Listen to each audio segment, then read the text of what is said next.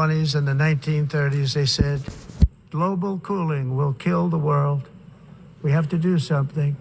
Then they said global warming will kill the world. But then it started getting cooler, so now they could just call it climate change, because that way they can't miss.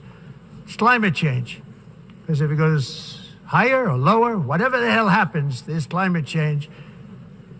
It's the greatest con job ever perpetrated on the world, in my opinion. Climate change, no matter what happens, you're involved in that. No more global warming, no more global cooling. All of these predictions made by the United Nations and many others, often for bad reasons, were wrong.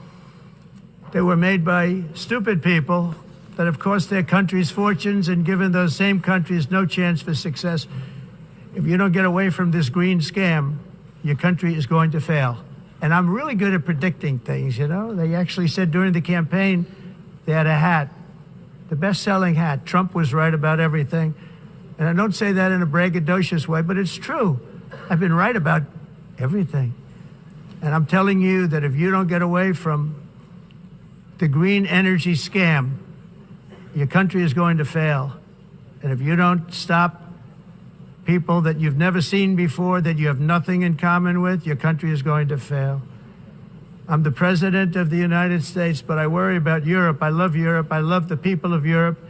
And I hate to see it being devastated by energy and immigration.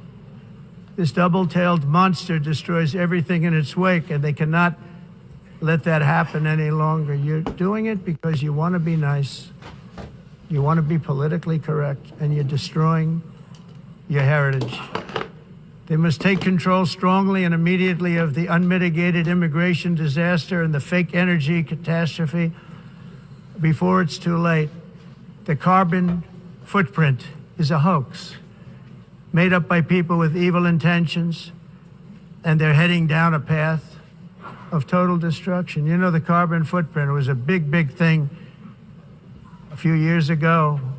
I remember hearing about the carbon footprint, and then President Obama would get into Air Force One, a massive Boeing 747, and not a new one, an old one with old engines that spew everything into the atmosphere.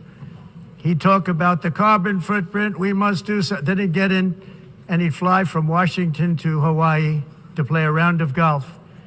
And then he'd get back onto that big, beautiful plane, and it'd fly back and it'd talk about, again, global warming and the carbon footprint. It's a con job.